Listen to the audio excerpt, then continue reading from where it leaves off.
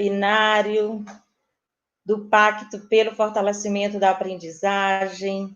Agradecemos a presença de todos que estão presentes em nossa sala, secretários, articuladores pedagógicos, regionais, nossos gestores regionais, professores, articuladores municipais. Agradecemos a presença de todos, agradecemos toda a equipe SEDUC pelo empenho na realização deste primeiro webinário.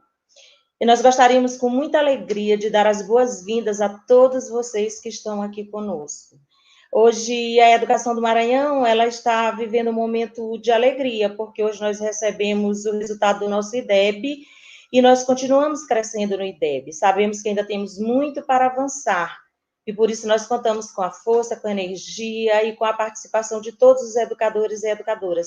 Sabemos que sem vocês nós não atingiremos o que desejamos, mas estamos caminhando, estamos avançando, e é com essa esperança, com essa alegria, nesse cenário que é de incerteza, que é de um certo medo, mas que também nós devemos ter muita esperança. A esperança não da espera, mas como nos diz Paulo Freire, a esperança do esperançar. E para acolher todos vocês, assim, com muita alegria, com o coração cheio de felicidade, porque a gente também, enquanto educador, enquanto um profissional da educação, a gente deve se alegrar com os resultados do nosso Estado. E esse é um resultado que se estende não só à rede estadual, mas contempla todos os maranhenses, porque todos nós ficamos felizes, como educadores, como professores, como professoras, e como cidadã desse Estado, com os resultados da educação. Portanto, eu queria acolher todos e todas para este momento que considero maravilhoso, um momento muito bonito, um momento de, no meio de uma incerteza, a gente buscar essa esperança, não é? E por isso que eu trago Paulo Freire, o patrono da educação brasileira, porque ele faz isso conosco, ele nos revigora, nos revitaliza, nos alimenta, nos energiza. E nós sabemos das muitas dificuldades que enfrentamos, mas sabemos também que esse tempo é de esperançar. Por isso, nós vamos fazer a leitura desse texto, que é preciso ter esperança, mas ter esperança do verbo esperançar, porque tem gente que tem esperança do verbo esperar, e a esperança do verbo esperar não é esperança, é espera.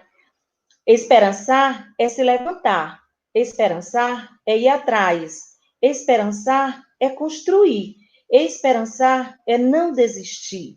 Esperançar é juntar-se com outros para fazer de outro modo.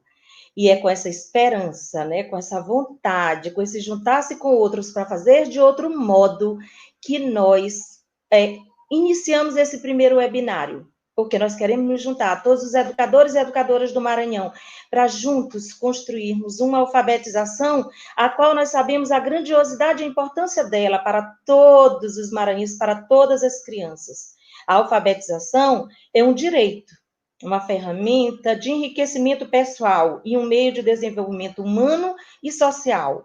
As oportunidades educacionais dependem de uma alfabetização eficaz. Todos nós, como educadores, sabemos disso. Favorece a mitigação das desigualdades sociais, né? Ela contribui, favorece, minimiza as desigualdades sociais e educacionais, contribuindo decisivamente para uma trajetória escolar de sucesso. E o que nós desejamos para todo o Estado do Maranhão, para todas as crianças do nosso Estado, é um processo de alfabetização que forme cidadãos capazes de apropriar-se da leitura e deste instrumento cultural complexo chamado escrita. Portanto, compreendemos a escola como um espaço de conhecimento, socialização e formação de uma cultura leitora e escritora, com crianças e professoras protagonizando o processo ensino-aprendizagem. E é com esse sentimento dessa formação de uma cultura leitora e escritora na escola, com crianças e professores protagonizando o processo ensino-aprendizagem, que nós juntos estamos nessa, que eu considero uma grande empreitada, mas é também uma energia muito grande, que tenho certeza vai contagiar todos os educadores do nosso Estado. E é com essa energia que nós começamos o nosso primeiro webinário. E para explicar um pouco sobre esse processo de formação, sobre esse momento diferenciado dentro da política educacional do Maranhão, que eu convido a professora Fernanda Ferraz, que é para fazer a contextualização dessa política, né, do regime de colaboração. Professora Fernanda Ferraz é pedagoga da rede estadual, especialista em supervisão e gestão escolar, e atualmente exerce o cargo de supervisora do regime de colaboração na SEDUC. É com alegria, professora, que eu lhe passo a palavra. Obrigada, professora Francisca. Boa tarde a todos. É muito bom a gente ter vocês, mesmo que de forma remota, mas saber que esse grupo continua unido, continua junto, né, com o objetivo que é dar continuidade às formações, né, em todo o estado do Maranhão. E o objetivo dessa formação, desse trabalho executado em todo o estado do Maranhão, ele perpassa por fortalecer o regime de colaboração entre a Secretaria de Estado da Educação e as secretarias municipais de educação, por meio do desenvolvimento de ações voltadas à melhoria dos indicadores e à concretização das metas do plano de educação. No ano passado, a gente teve um grande êxito, né, na realização das formações, em que nós tivemos 3 ciclos formativos municipais, né, onde a gente recebeu aqui os articuladores pedagógicos regionais e os articuladores pedagógicos municipais. Após essa etapa, a gente teve reuniões de planejamento no âmbito das regionais, nas unidades regionais, reuniões técnicas. Tivemos também 3 ciclos formativos municipais realizados com base no que foi colocado aqui, né, em São Luís, na pauta formativa do ciclo estadual. Tivemos um acompanhamento e um monitoramento dessa ação, que repercutiu nos municípios, nas secretarias municipais de educação. Tivemos a mobilização para a busca ativa escolar, né, e a implementação dos indicadores de qualidade da educação infantil, com a grande parceria com a Unicef. E para esse ano, a gente conta com a parceria de um grupo precioso, né, como a parceria pela alfabetização em regime de colaboração, que é o PARC.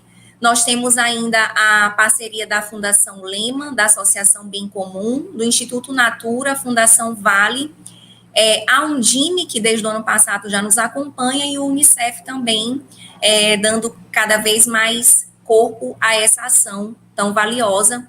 Nesse ano de 2020, a gente tem como agenda e como objetivo oferecer um espaço de alinhamento pedagógico, aprendizagem, apoio técnico, troca de saberes e experiências entre os profissionais da gestão e professores, com o objetivo de alfabetizar 100% das crianças das escolas públicas maranhenses.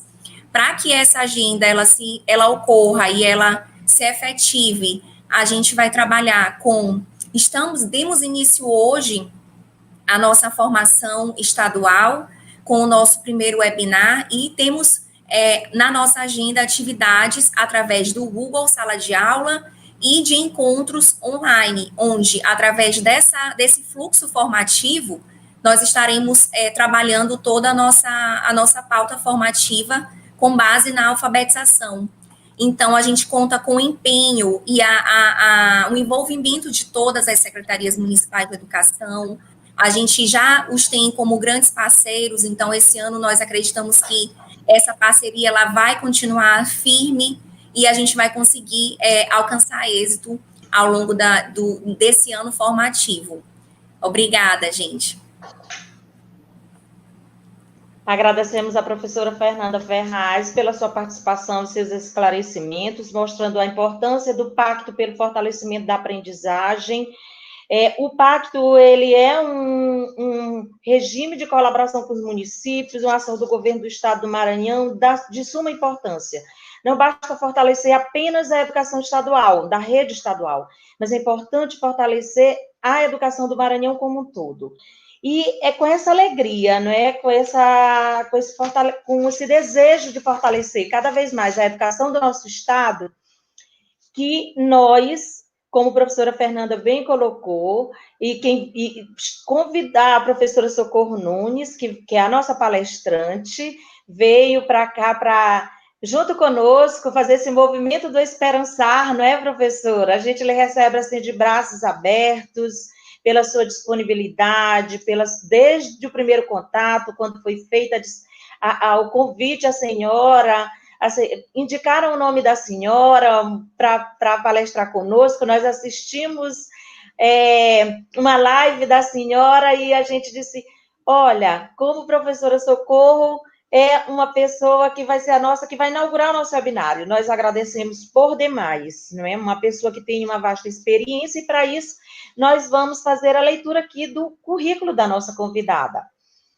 A professora Maria do Socorro Alencar Nunes Macedo é graduada em Pedagogia, mestre e doutora em Educação pela Universidade Federal de Minas Gerais, pós-doutora pela Universidade de Londres, professora do Departamento de Ciências da Educação da Universidade Federal de São João del Rei, coordenadora do GPALI, um grupo de pesquisa em alfabetização, linguagem e descolonialidade, a gente entendeu que esse era o nome correto, se não for a professora corrige depois. Foi professora alfabetizadora por 11 anos na Rede Municipal de Belo Horizonte, professora dos programas de pós-graduação em educação da Universidade Federal de São João del Rei e da Universidade Federal de Pernambuco, pesquisadora da área de alfabetização e letramento em espaços urbanos e no campo, pesquisa letramento acadêmico no ensino superior na relação com a internacionalização da universidade, é bolsista de produtividade da CNPq e atualmente ela está coordenando uma pesquisa nacional sobre alfabetização no ensino remoto. Recepção da PNA e do ensino remoto junto a professores e professoras da educação infantil e anos iniciais do ensino fundamental, que a PNA é a Política Nacional de Alfabetização, um documento saído no ano passado, não é, professora? Nós estamos aqui de coração aberto, o Maranhão lhe recebe, os educadores do Maranhão lhe recebem, nossos sinceros agradecimentos, e eu gostaria de destacar que aqui no Maranhão tem 2 professoras que coordenam essa pesquisa aqui no estado. A professora pode falar depois, mas a gente já está falando, que é a professora doutora Joelma Reis Correia e a professora da Universidade Federal do Maranhão e a professora Marisa Massalina da Silva Castro Rosa. Então, professora Marisa Massalina, ela nos indicou, professora Socorro, dizendo, olha, ela é ótima, vocês vão gostar. Então, aqui, professora, nós lhe recebemos de braços abertos e passamos a palavra para a senhora com aquele sentimento de que a senhora veio para se ombrear, para esperançar junto conosco esse novo momento. Professora Socorro, a fala é toda sua. Nós estamos aqui com a maior expectativa para ouvi-la. Seja bem-vinda. Boa tarde, Francisca, boa tarde a todos os nossos e nossas ouvintes nesse momento que estão acompanhando. Eu estou vendo aqui no YouTube, acho que mais de 1.200 pessoas. Veja que responsabilidade, né? Eu quero dizer que é com grande alegria que eu aceito sempre que me convidam para falar com professoras de educação básica, especialmente as que são alfabetizadoras. Mas, antes de qualquer coisa, eu gostaria de dizer que não dá para começar a falar sem lembrar que nós estamos, desde março, vivendo esta grave pandemia, que já ceifou a vida de mais de 132 mil brasileiros, e nós já ultrapassamos a marca de 4 milhões de casos. Não é uma gripezinha. Eu agradeço, portanto, a professora Francisca, né, a confiança da Secretaria de Estado de Educação do Maranhão em me ouvir nesse momento. O que eu trago aqui não falo sozinha, tem um grupo de pesquisa, tem um grupo grande agora nessa nova pesquisa de 29 universidades e muitas companheiras de pesquisa nessa empreitada, que eu pretendo falar um pouquinho hoje. Né? Agradeço também a Marisa e a Joelma, que são parceiras nessa pesquisa, né, como você já colocou, Francisca.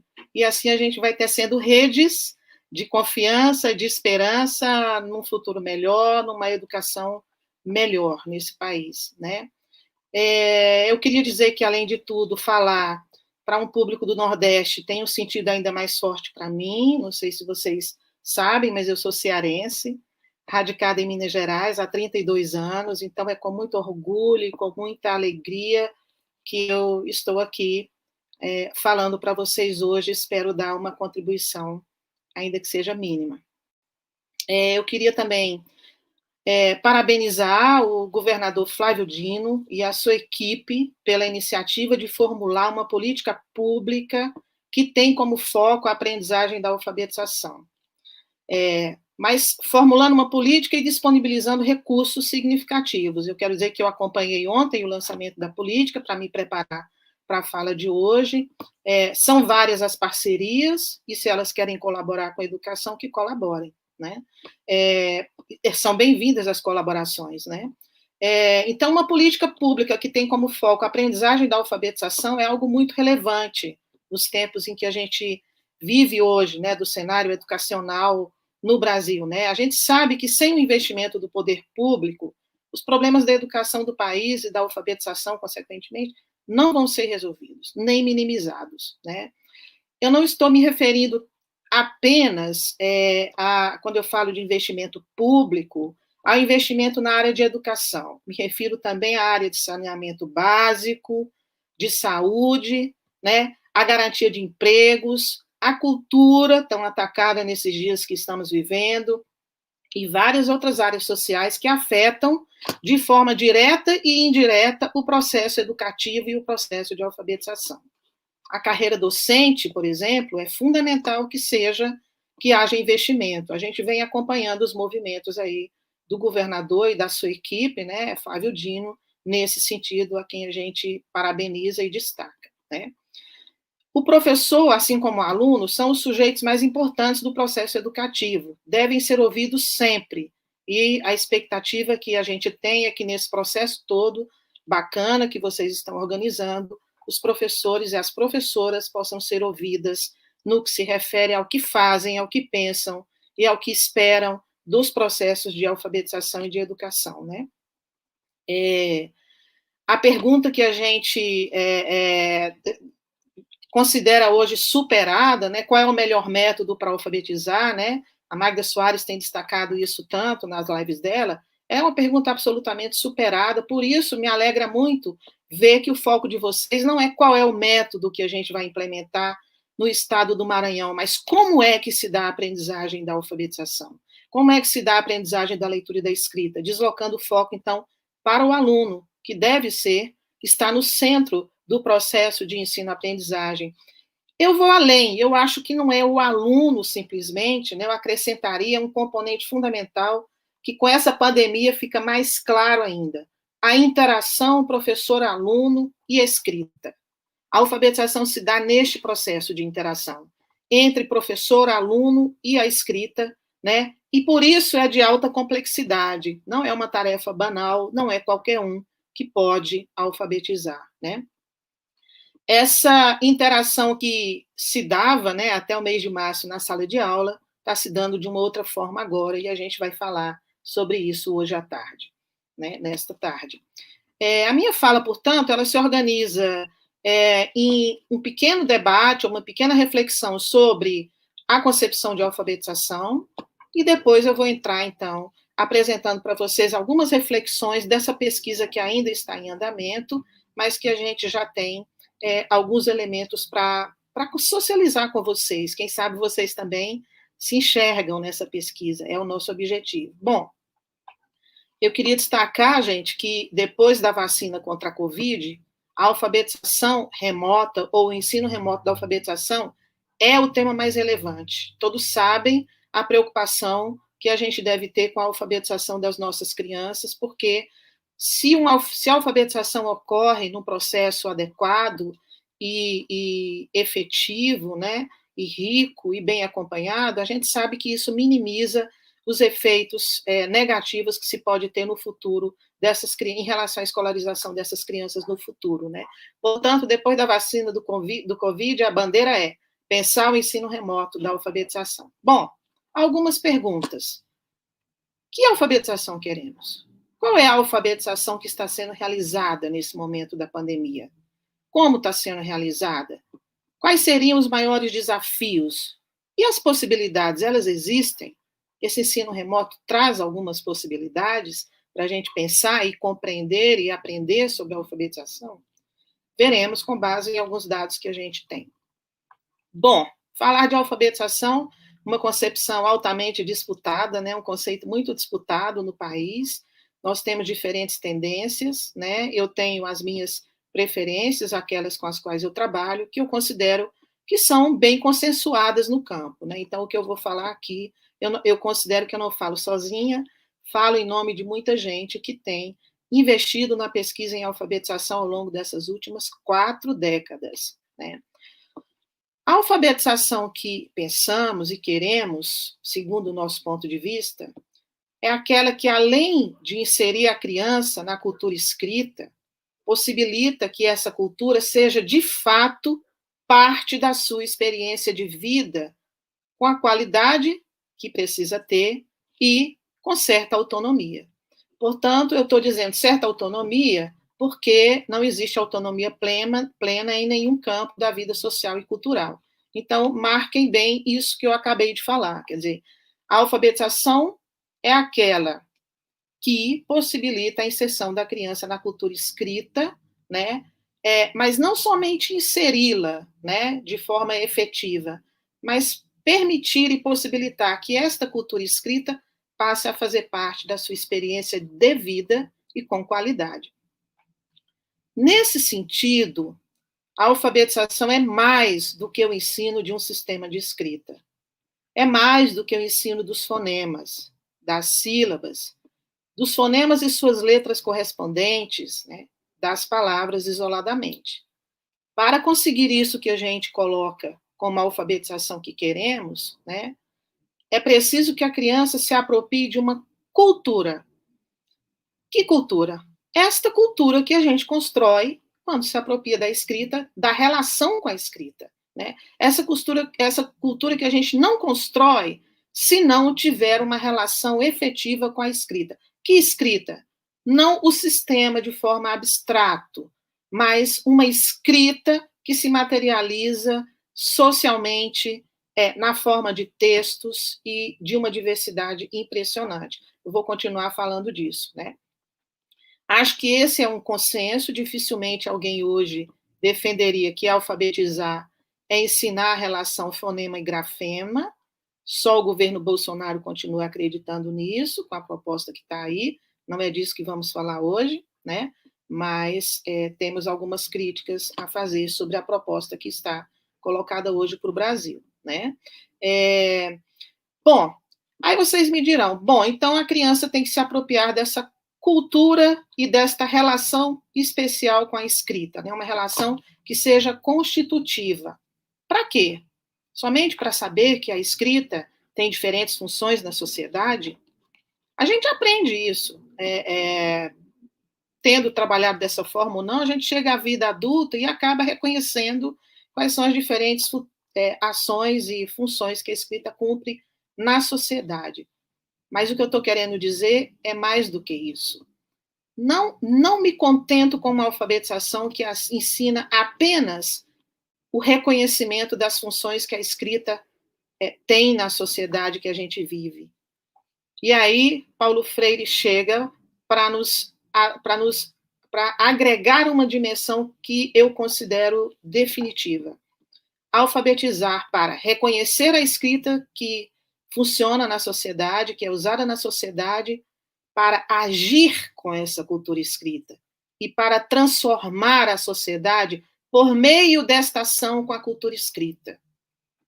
Portanto, não é uma alfabetização para manter o status quo, é uma alfabetização com a perspectiva de transformação social, uma alfabetização crítica, né? Essa dimensão política que Paulo Freire já agrega a essa discussão da alfabetização nos anos 60 e que até hoje é uma das concepções mais lidas e mais defendidas no mundo, e por nós também do GPALI, né?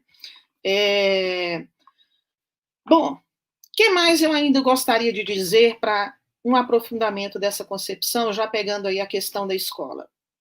A gente sabe que a escola, em países como o nosso, ela é praticamente o único lugar que resta para as crianças das classes populares se alfabetizarem. Portanto, a gente tem que ter muita atenção e muita reflexão sobre os processos que ocorrem na escola, né?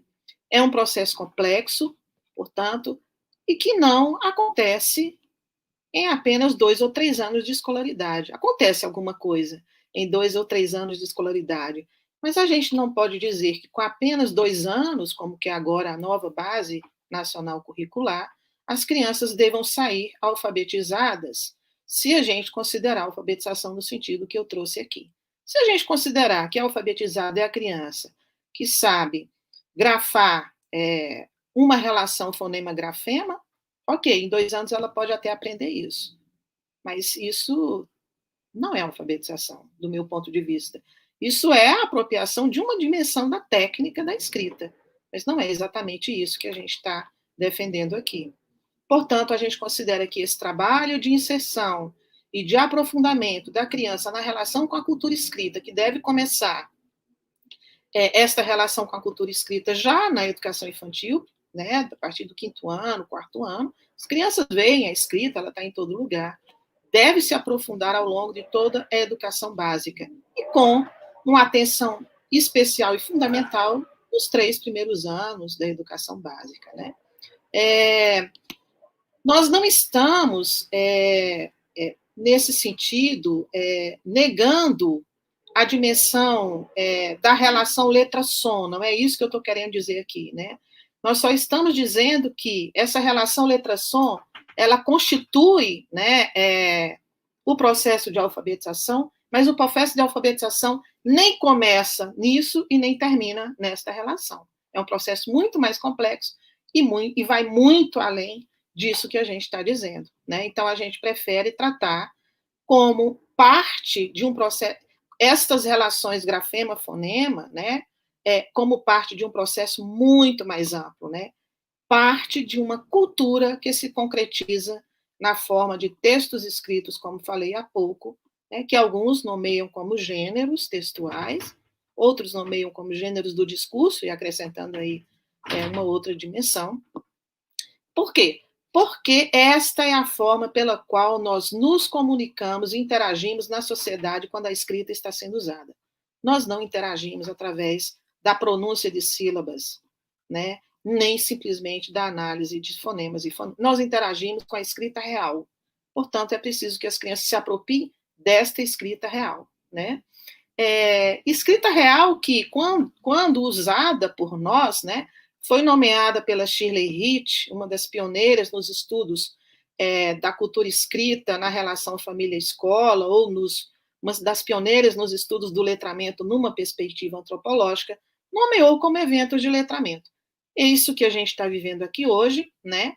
A gente poderia dizer que de certo modo, um evento de letramento, porque há uma escrita permeando a minha fala, há uma escrita permeando a fala das outras parceiras nesta mesa, e, portanto, a gente está aqui interagindo com a escrita e pela escrita, e também, obviamente, pelo audiovisual e pelos gestos, ainda que contidos, né, na forma remota.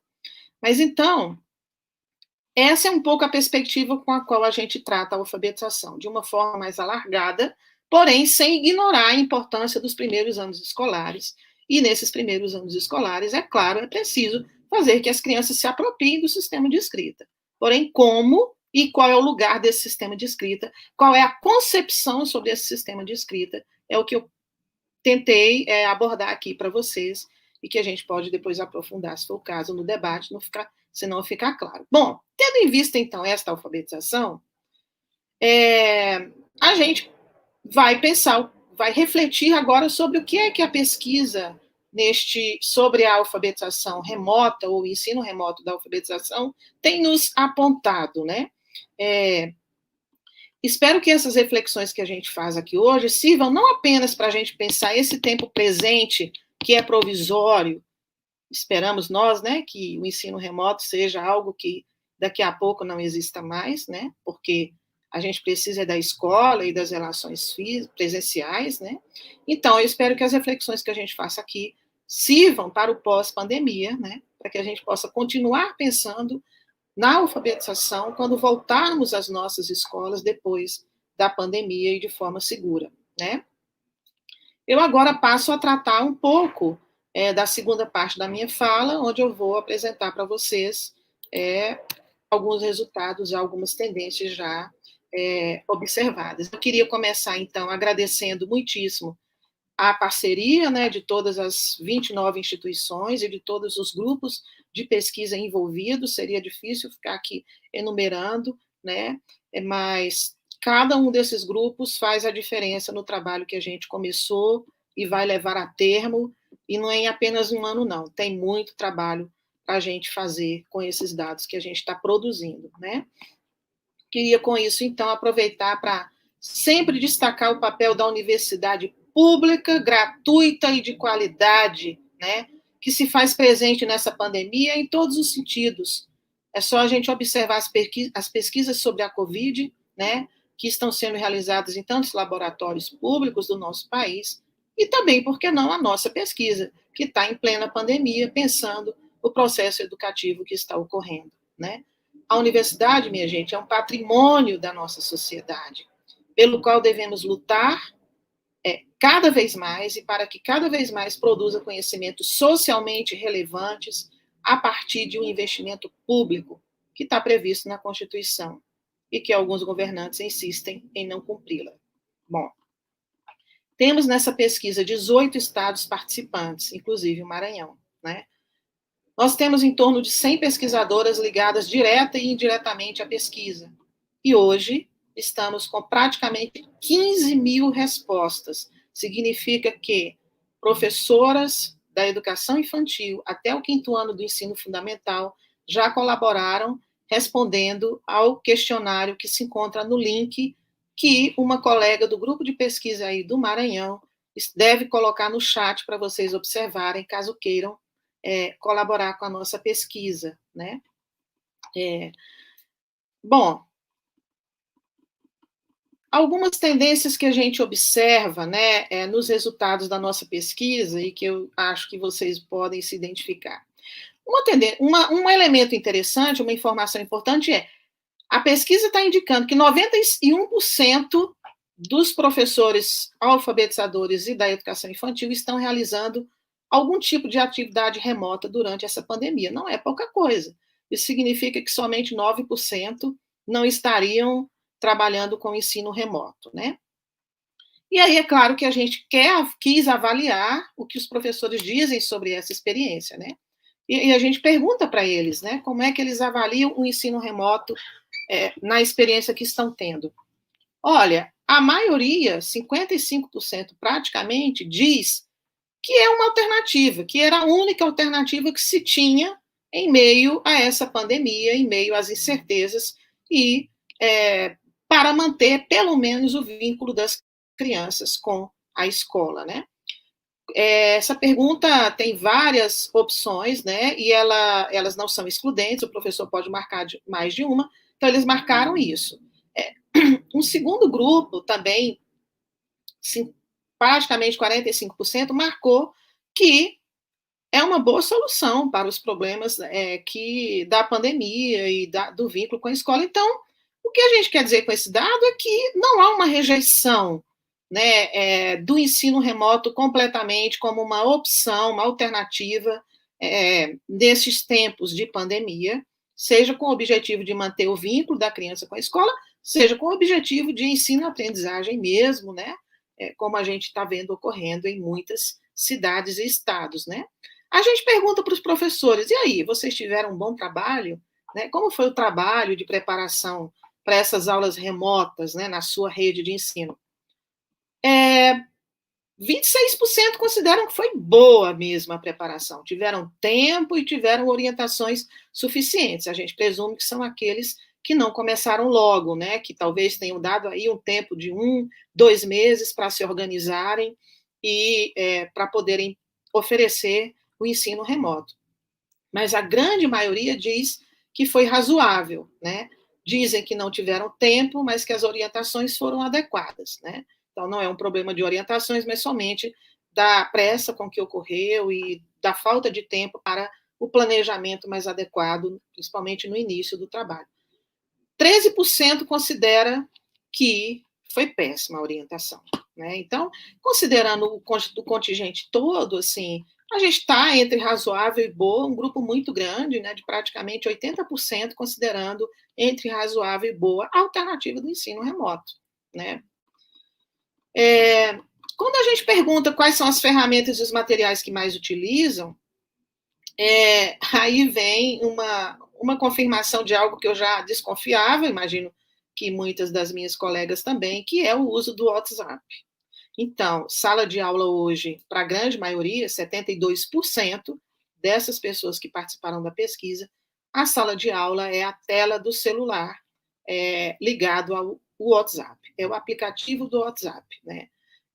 Claro que há outros recursos, né? E aparece em segundo lugar a utilização de materiais impressos, de apostilas e tudo mais, mas a grande maioria se refere ao WhatsApp. Eu vou andar um pouquinho mais rápido, porque quero tratar ainda de várias outras coisas, né, sobre essa pesquisa.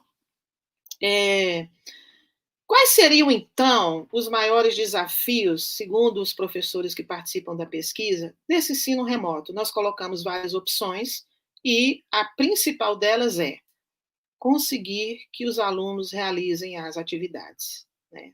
Ou seja, para 57%, os alunos não conseguem realizar as atividades de forma adequada ou esperada, enfim, né? E, em segundo lugar, como é também, eu acho que já esperado, se tratando de escola pública, os alunos apresentam dificuldades com as tecnologias, seja porque não há tecnologias, não há celulares, né? Já que é o WhatsApp, não há internet, e é isso, assim, seriam as principais. Ainda tem uma outra tendência, que é o pouco retorno dos alunos, que está muito relacionado com essa questão das tecnologias, mas não só, e a gente vai aprofundar daqui a pouco.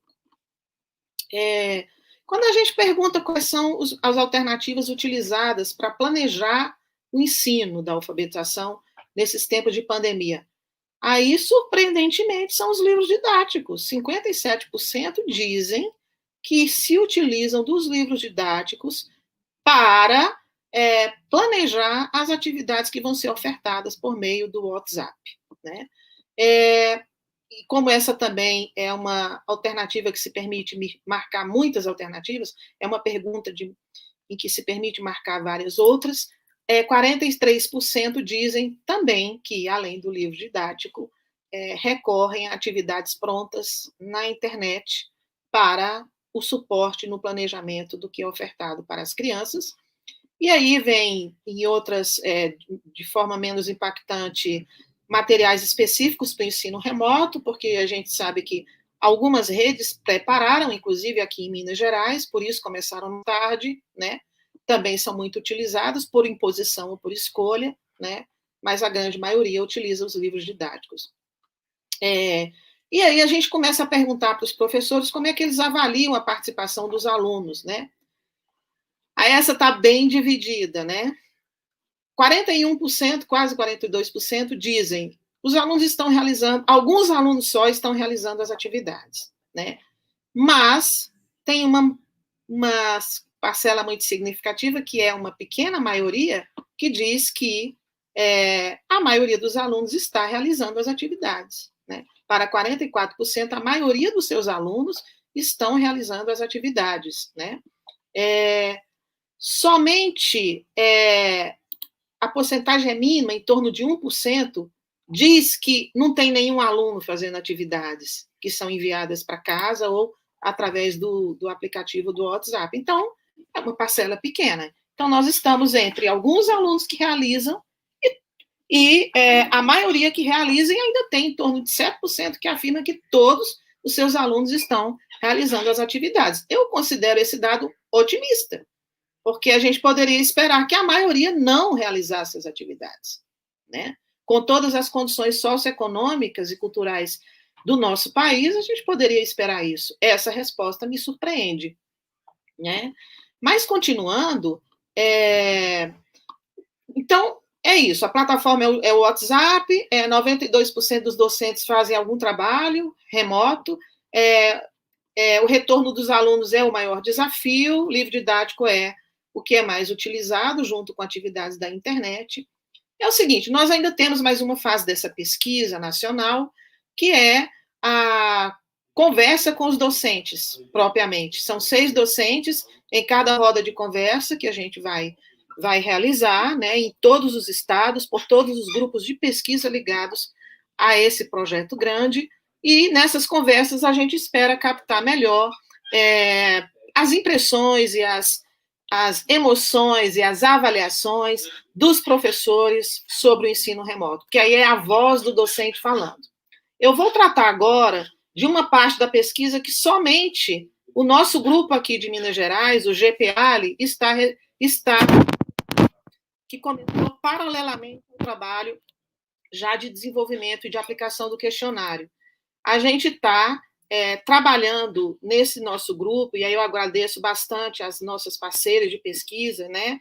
Tanto as professoras que colaboram, como a Clotildes, lá do Ceará, a Rosilene, a Patrícia e a Ana Paula, de Minas Gerais, né? E aí a Carol, a Magda e a Ana Cláudia, que são parceiras também no nosso grupo, estamos nós, né? Essas 8 pessoas, 9 pesquisadoras e professoras, trabalhando no acompanhamento de 4 salas de aula do WhatsApp.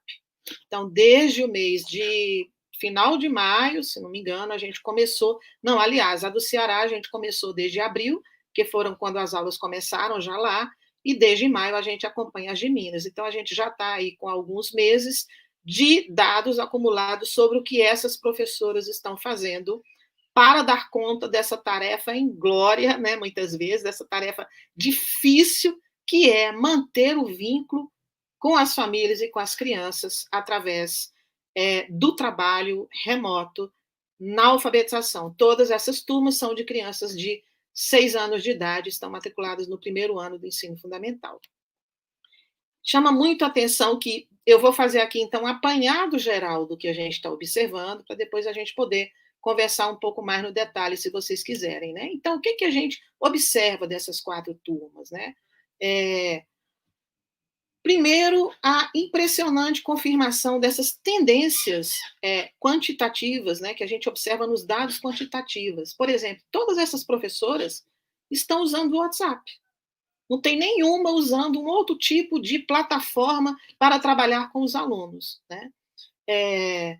Então, quer dizer, aquilo que está no plano das 15 mil, né, que responderam, a gente está vendo se confirmar nesses 4 casos, né? Uma coisa que chama a atenção, uma das turmas que a gente investiga é no Ceará, em Araripe, né? A turma da Clotildes, da Escola Joelma, e as outras 3, e é numa escola da zona rural.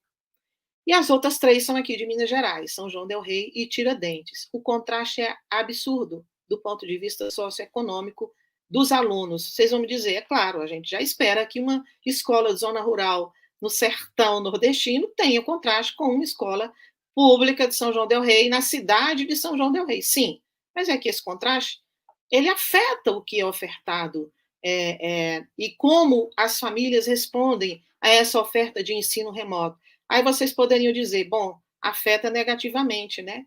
Poderia ser, mas vamos ver os dados, vamos ver o que a gente está captando das iniciativas do poder público para garantir que essas crianças que estão remotamente no sertão do Ceará possam, sim, ser incluídas de alguma forma nesse processo de ensino remoto. E aí, o que a gente está vendo? Para começar, as escolas aqui de Minas Gerais, essas 2 turmas, né, não vou falar escolas, vou falar das turmas, né, a maior parte dos alunos tem acesso ao aplicativo do WhatsApp. Isso não ocorre na escola do Ceará. Somente metade dos alunos, são 26 alunos, somente a metade tem acesso à internet e ao WhatsApp, e ainda assim um acesso bastante precário pelo que a gente está acompanhando. São da zona rural e não têm condições de participar desta sala de aula, entre aspas, tá? Esse é um elemento de contraste importante. Bom, comentando um pouco essa do Ceará, o que a gente identificou já? Que a Secretaria de Educação de Araripe, né, onde fica essa escola, decidiu, então, recorrer aos monitores. Quem são os monitores? Aqueles funcionários, né, contratados para acompanhar as crianças nas viagens de ônibus, quando a educação era presencial. Então, todo ônibus tem um monitor. E esses monitores que, então, não perderiam a função, né, digamos, no ensino remoto, porque não tem mais ônibus, eles estão sendo utilizados para levar atividades impressas aos alunos da zona rural, semanalmente. Então, eles passam em todas as casas desses alunos, entregam uma atividade ou um kit de atividades e recebe as atividades que os alunos respondem, fotografam essas atividades e encaminham para o celular das professoras dessas crianças. Agora, eles estão num sistema em que as professoras vão à escola, né, com todo o cuidado sanitário que precisa ter, para pegar essas atividades, né, algumas dessas professoras. Porque imaginem o trabalho que é, né? Os monitores passando por várias escolas da zona rural, entregando atividades na casa de vários alunos, e vocês estão vendo, são 50% da turma, né? Então, essa é uma iniciativa do poder público que pode fazer a diferença. Vocês vão dizer, mas uma atividade, sim, pode ser uma atividade, é pouco, é precário, mas é a possibilidade de se manter um vínculo mínimo dessa criança com a escrita, e com a própria escola e com a professora, de alguma forma, né? Então,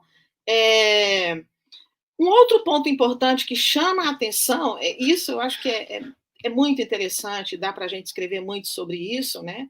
Que é a interação, que antes, né, todo mundo já supõe que não podia ser exatamente como na sala presencial, obviamente.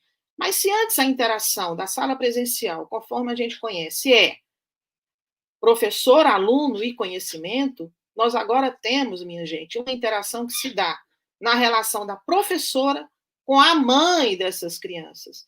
Claro, quando não há mãe, há alguém, muitas vezes, ou a grande maior parte, é a mulher que está ali, fazendo, às vezes, de mediadora desse processo de ensino-aprendizagem, né? Portanto, a relação professor-aluno passa a ter um componente totalmente, digamos assim, estranho, né? Aquilo que a gente conhece como sala de aula e cultura escolar e interação nos processos de conhecer, que é a presença da mãe agora como uma figura central na comunicação com a professora e não com as crianças. Por quê? Porque a professora não se comunica diretamente com as crianças.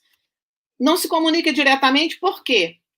Primeiro que a comunicação, embora a atividade seja direcionada às crianças, há todo um conjunto de áudios, e aí não é vídeo, não dá tempo a explicar aqui hoje por que não é vídeo, a minoria das coisas é em vídeo, tem a ver com a própria tecnologia, a precariedade, né, do acesso à internet, do peso do vídeo, né, enfim, tudo isso que a gente não tem como falar aqui. Então, eu quero dizer o seguinte, que as professoras passam a se relacionar com as mães, e não é só no grupo do WhatsApp que foi criado, não. As mães não compreendem aquilo que é enviado para as crianças e passam, cada uma delas, imagine uma turma com 25, 30, a procurar a professora no privado, no WhatsApp, e essa professora tem que responder, ou acaba tendo que responder. E aí eu não vou nem falar da sobrecarga de trabalho porque está óbvio, né? Sobrecarga de trabalho para a professora, e isso a gente escuta muito desses casos que a gente está ouvindo e está estudando, e também, é claro, para as mães, para as mulheres, que é quem estão à frente da organização da vida doméstica nessa pandemia. Portanto, a sobrecarga de trabalho para as mães, né, para as professoras, que também são mães, muitas delas, né, que são que têm que cuidar dos afazeres domésticos, muitas vezes. Então, nós temos aí uma sobrecarga absurda, um estresse e todo um trabalho que precisa ser pensado a partir disso, de pesquisa e de suporte a essas professoras que estão fazendo esse trabalho, que pode fazer a diferença na vida das crianças, no futuro dessas crianças. Né? Infelizmente, não tem o valor que deveriam ter. Né? E eu falo aqui nesse momento com a indignação de uma professora que foi alfabetizadora por muitos anos. Portanto, gente, mudou radicalmente o conceito de sala de aula.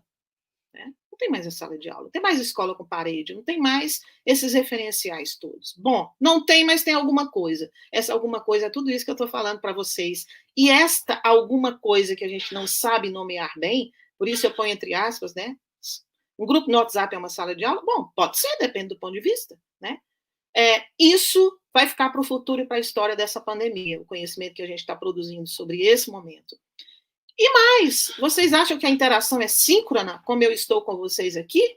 eu estou falando, e daqui a pouco vocês vão poder entrar em contato comigo e perguntar coisas, comentar se gostaram, se não gostaram. Não é. É uma interação que a gente nomeia como assíncrona, não ocorre ao mesmo tempo.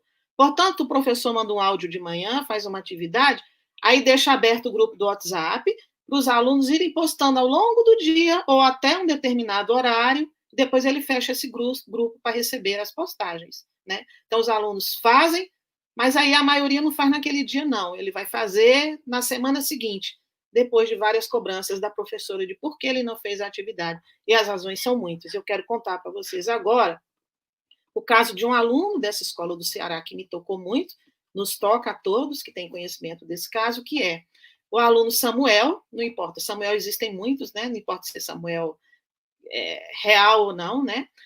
Que é filho de uma analfabeta.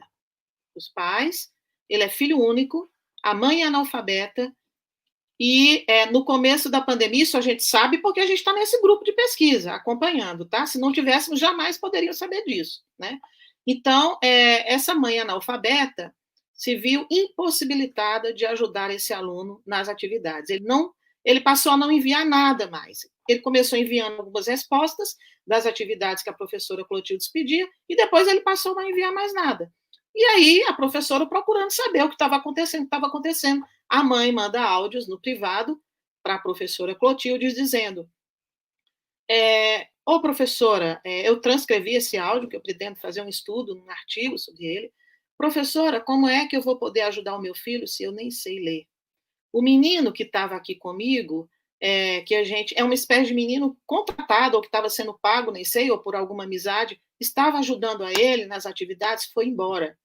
E agora eu estou sem celular, o pai dele tem celular, mas não quer ceder para que seja utilizado, e ainda que ceda, eu não tenho como ajudar, porque eu não sei ler. Aí vocês poderiam pensar, poxa vida, a vida dessa criança está muito complicada, imagina, não vai poder ter acesso a nenhum ensino remoto que está sendo ofertado. A mãe não sabe ler, ele passou a dizer para a professora que as atividades estavam complicadas, e repetitivas e chatas, porque ele também não entendia e não tinha ninguém que ajudasse. O que a mãe fez? A mãe abriu mão de estar com seu filho e deslocou essa criança para uma outra comunidade rural, a 18 quilômetros de distância, se não me engano, bem longe, né? Para ele ficar com os parentes, umas parentes que poderiam ajudá-lo nas atividades. E é assim que está acontecendo o ensino remoto para esta família e para esse aluno. E aí fica a questão, né? O potencial que essa mãe analfabeta enxerga na escola como possibilidade, e ela diz isso claramente no áudio: eu não quero que ele tenha o futuro que eu tive, eu quero que ele tenha um futuro diferente. Então, aquela história de que os pais dos alunos não ligam para a escola, os alunos das camadas populares não estão nem aí, isso não é verdade. A sociologia já mostra isso, e a gente tem esse caso para fechar com chave de ouro essa afirmação de que não é verdade que as camadas populares não valorizam a educação e nem a escola. O que ocorre, minha gente, é a grande exclusão social que assola esse país, tal como a pandemia, né? Quem é que pode hoje estar em trabalho remoto, dentro de casa, como eu e tantas algumas estão, e quem é que não pode? A grande maioria não pode, está tendo que sair para pegar o vírus e trabalhar para trazer comida para casa. Bom, mas isso é só um desabafo. Eu gostaria de dizer, então, que esse é um caso emblemático, né? E que, então, nós tivemos no grupo de pesquisa, estou olhando aqui o meu tempo, ainda tenho alguns minutos, né? Nós tivemos, então, no grupo de pesquisa, uma ideia poxa, aí eu acompanhando os 4 meses desse grupo, vendo essa sala de aula, né? Eu fui observando a necessidade de que a literatura infantil passasse a fazer parte de uma forma mais enfática nas atividades que a docente estava realizando. Havia um pouco de literatura infantil, mas aquilo que todas elas estão fazendo, que é pegar vídeos de histórias, né, para crianças que tem no YouTube ou em algumas plataformas, no caso dessa do Ceará, era a plataforma do PAIC, né? Lá tem vários vídeos mesmo de áudio-vídeo com contação de histórias para crianças, mas isso era, do meu ponto de vista, pouco ou insuficiente para um trabalho que eu acredito piamente nele, que é a manutenção do vínculo da criança com a cultura escrita, mesmo nesse tempo de pandemia. E aí eu vou relatar para vocês rapidamente aqui qual foi a proposta que a gente fez. Propus, então, a professora, que acabou sendo uma proposta estendida à Secretaria de Educação, porque envolveria, que, então, os livros da biblioteca da zona rural que estavam fechados lá dentro, os livros de literatura infantil, fossem distribuídos por esses monitores às crianças que não têm acesso ao celular e nem ao WhatsApp, e, se possível, às outras também. Digo a essas porque os monitores já têm a tarefa de passar na casa dessas crianças, que, partindo do pressuposto, e aí tem a ver com o sentido de alfabetização que a gente quer atribuir aqui, partindo do pressuposto que o processo de alfabetização se dá de forma com mais qualidade, de uma forma mais efetiva, na medida em que a criança tem relação direta com a cultura escrita. Direta não é, porque é sempre mediada, mas eu quero dizer, pode ter o contato real com a cultura escrita. E que cultura escrita pode ser mais adequada para uma criança do que um livro de literatura infantil, desses que estão aí encaixotados nas escolas, que foram destinados pelos programas de livros de bibliotecas escolares que existiram no passado, pelo próprio Pacto Nacional da Alfabetização na Idade Certa, que destinou milhares de livros de literatura de excelente qualidade para as bibliotecas escolares, e é exatamente esses livros do PNAEC e outros que já estavam na biblioteca da escola, que foram, então, a proposta foi aceita, e esses livros estão sendo distribuídos semanalmente no seguinte sistema. As coordenadoras e responsáveis por esse processo construíram uma sacolinha toda bonitinha, colocar o livro dentro, e material como caderno, lápis de cor e outras coisas que os alunos pudessem usar somente, exclusivamente para a atividade com o livro literário. E as crianças recebem semanalmente um novo livro. Elas passam a semana inteira com aquele livro, chega no dia, o monitor vai lá e troca a sacolinha, entrega a outra e recebe aquela. E manda as atividades fotografadas para a professora. E o mais importante, eu diria, aí já é uma opinião minha, não são as atividades propriamente, é este ato simbólico de permitir que crianças da zona rural, do sertão do Araripe, possam ter o contato com a literatura infantil, mesmo num tempo de pandemia como essa que a gente está vivendo. Porque é para isso que servem os livros que estão nas nossas bibliotecas escolares. E aí vocês vão dizer, o que isso tem a ver com alfabetização? Podem me perguntar, que a gente ficaria aqui 2 horas falando sobre isso. Eu vou só compartilhar com vocês, já estou caminhando para o final, porque eu quero ouvi-las, né? O tipo de pergunta que eu ajudei a pensar, porque veja o desafio. Como vai o caderno com o livro literário para a criança, a gente pensou num pequeno roteiro de perguntas que pudessem dinamizar esse trabalho, que seria feito ou não, dependendo do que o aluno tem em casa, se ele tem um adulto, se ele não tem. Mas se ele tem um adulto que saiba ler, poderia fazer esse trabalho com ele, né? Então, vai um roteiro muito bonitinho, organizado, com as seguintes perguntas que poderiam servir, entre aspas, né, para qualquer livro de literatura infantil. Por quê? Porque quando a gente está dizendo que a literatura infantil ajuda no processo de alfabetização, não é para a gente pegar a palavra tal e mandar separar em sílabas, propriamente, não. Isso até pode acontecer, mas não é esse o objetivo primeiro, né? Então, foi para que as crianças lessem, alguém lesse para elas, e elas pudessem, aí eu estou falando já do roteiro, viu, gente? Eles pudessem contar a história lida para os pais, ou para os adultos, ou para os avós, para quem quer que seja com as quais elas trabalham. Elas vivem, desculpem, né? Contar a história significa contar oralmente, né? E olha que bacana, a literatura servindo de suporte para o desenvolvimento da própria oralidade, para a organização do pensamento da criança, ao contar uma história infantil que alguém leu para ele naquele livro. E aí perguntas do tipo, você já viveu alguma coisa parecida com a das personagens dessa história? Toda história de crianças tem personagens, né?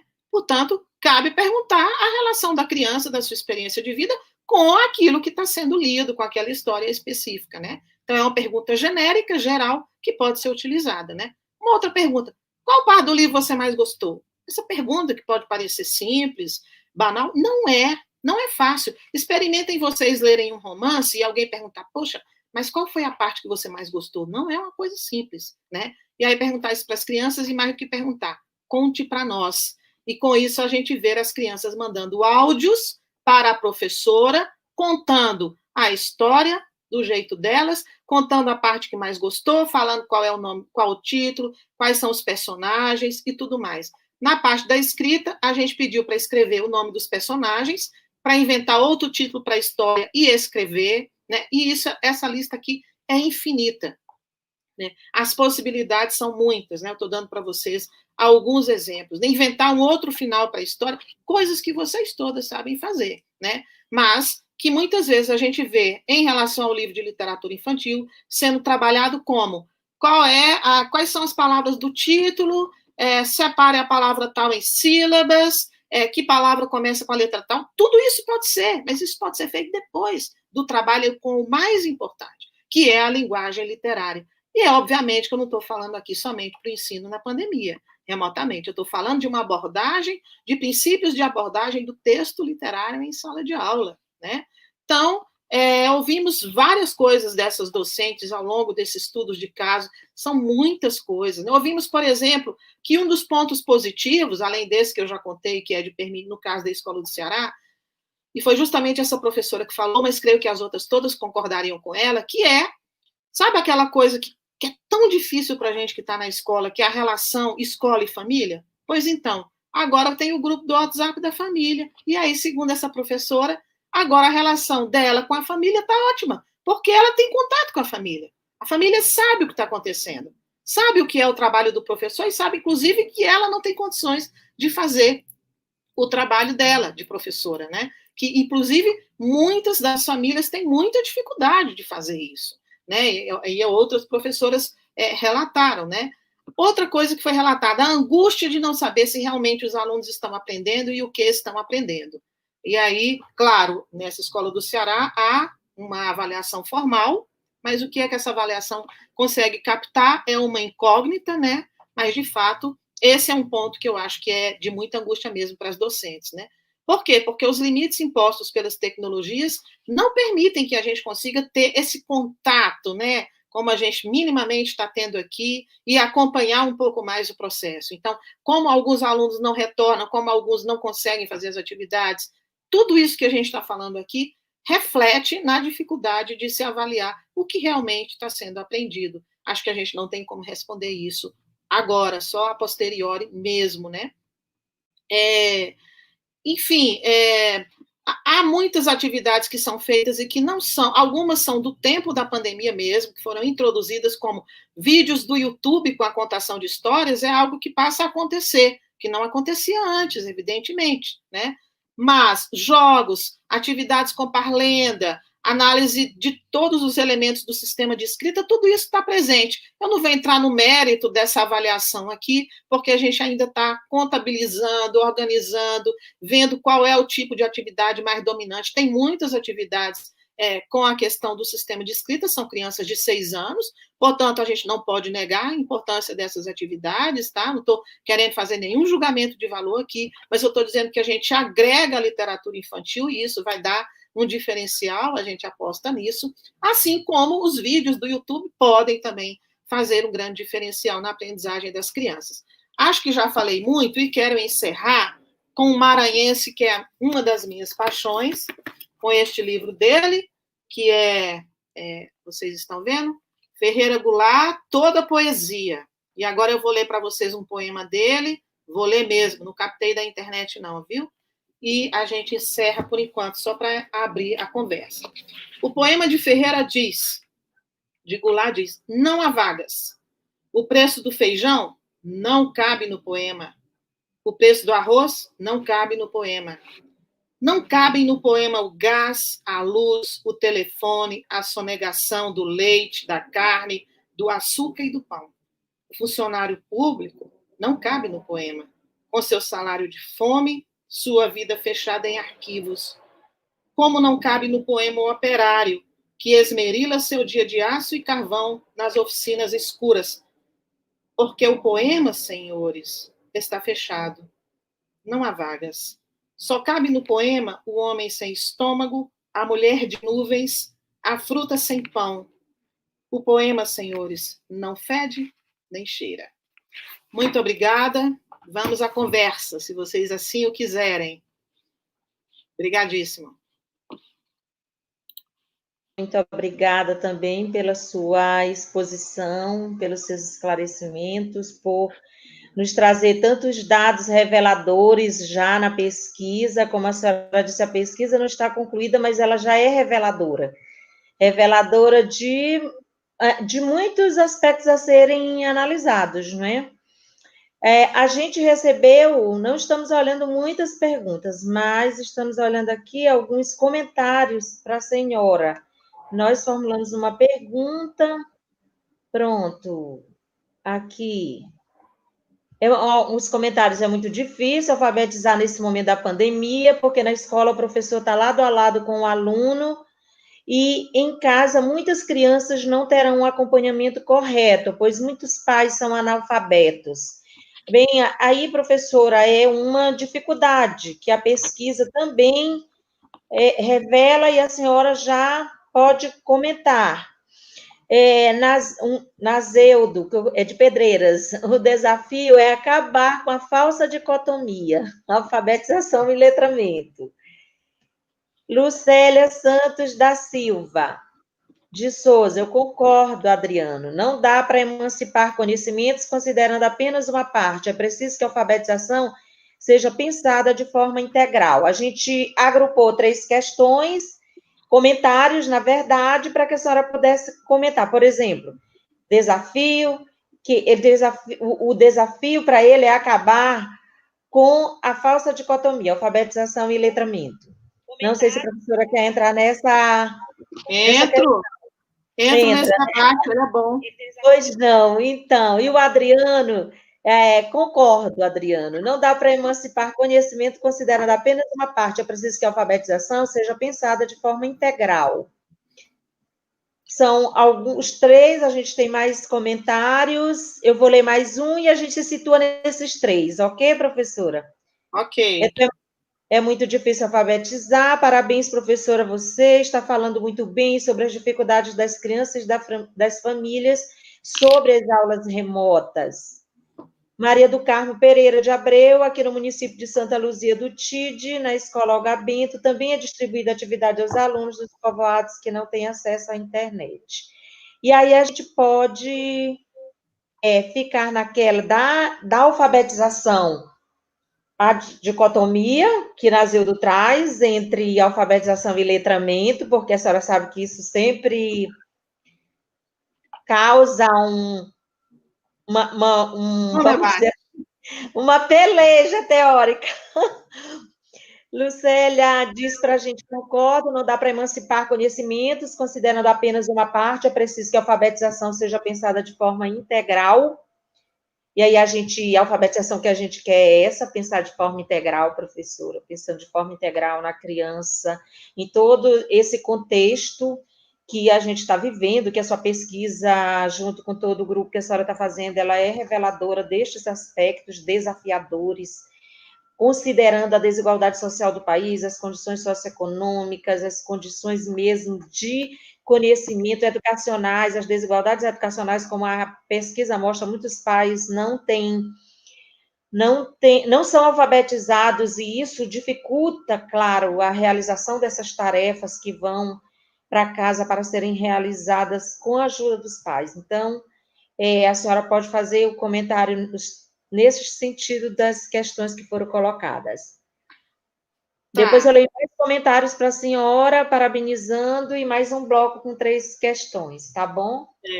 Tem umas que estão chegando aqui pelo privado também, né, que eu gostaria de comentar, pelo menos, embora a gente não... Pois não, professora, fique à vontade. Mas eu vou comentar primeiro essas que você me tratou. Primeiro, alguns me perguntaram aqui no chat, quer dizer, não me perguntaram, eu estou vendo aqui o YouTube, né, porque eu estou com o celular, e aí alguém falou assim, qual é o nome do poema de Ferreira Goulart? Não há vagas, esse é o nome do poema. Não há vagas.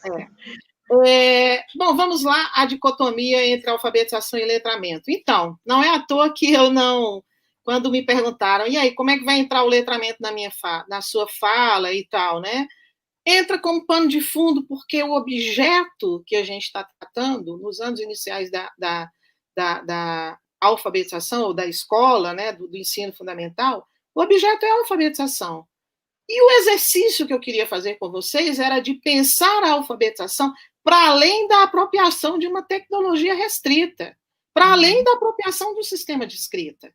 Esse é o exercício que a gente tem que fazer, né? Então, o que é esse para além? Esse para além, do meu ponto de vista, é a possibilidade de a criança ser inserida de forma mais efetiva. Não é que ela não seja inserida, todas as crianças convivem com a escrita de alguma forma, mas de uma forma muito diversificada. A escola tem o papel, junto às classes populares, de possibilitar que as crianças tenham um contato sistemático e efetivo com a cultura escrita. Essa é a questão que eu queria marcar. Quando a gente fala de escrita, estamos falando de uma cultura.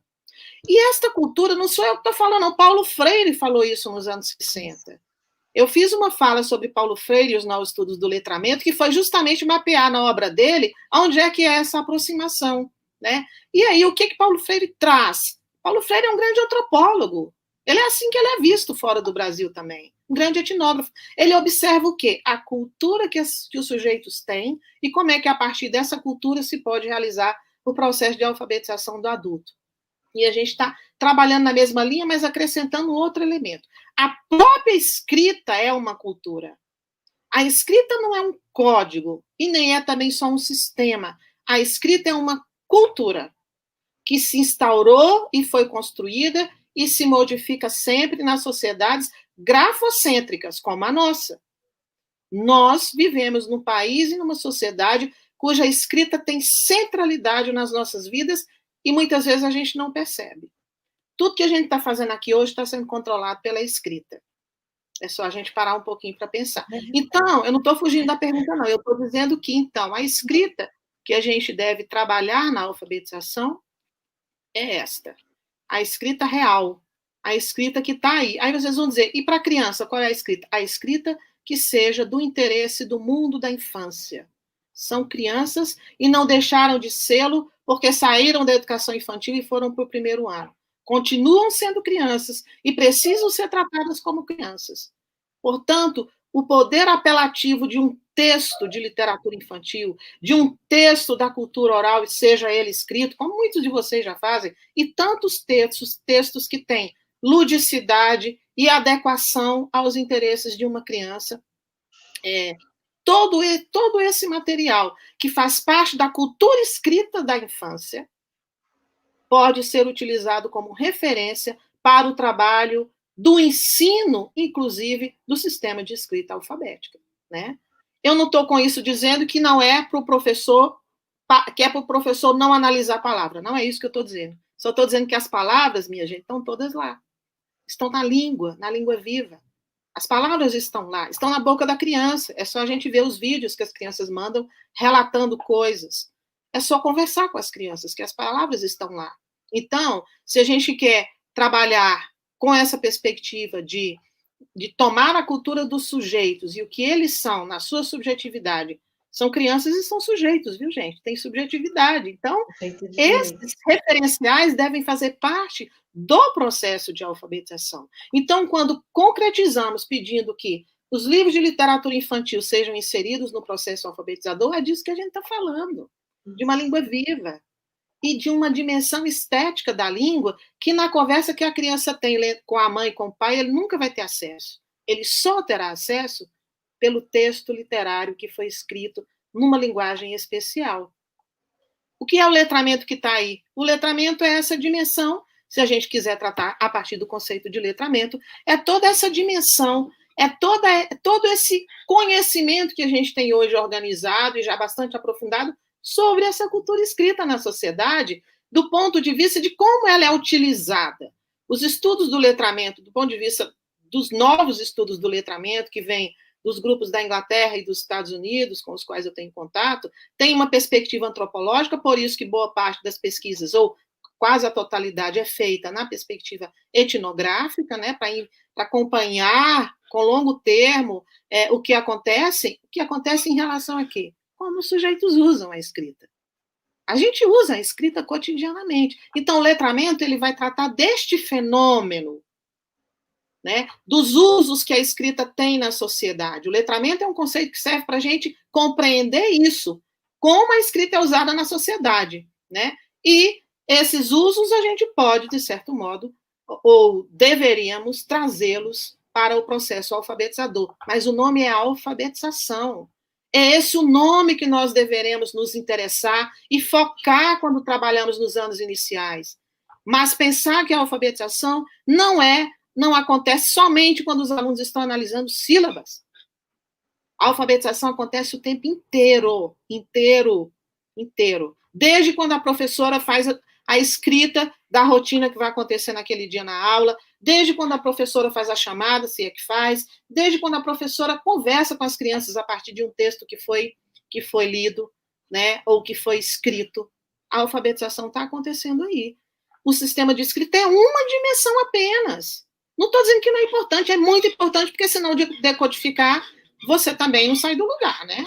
Você não vai conseguir avançar na sua escolarização. Ela é fundamental. Portanto, a dicotomia é quebrada no momento em que a gente reconhece que o sistema de escrita é parte da cultura escrita. E a cultura escrita é o objeto da alfabetização.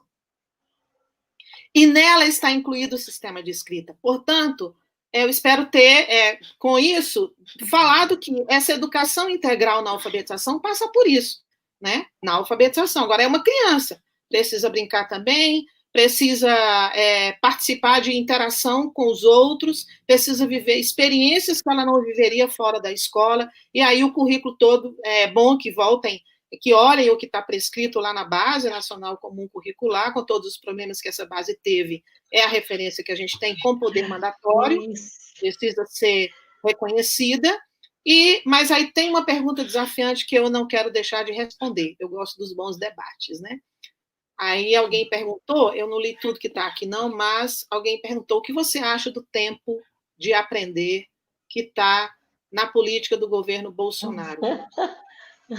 Eu vou falar, é a minha opinião, mas é uma opinião baseada em pesquisa, tá, gente? Não é uma opinião assim, eu acho, não.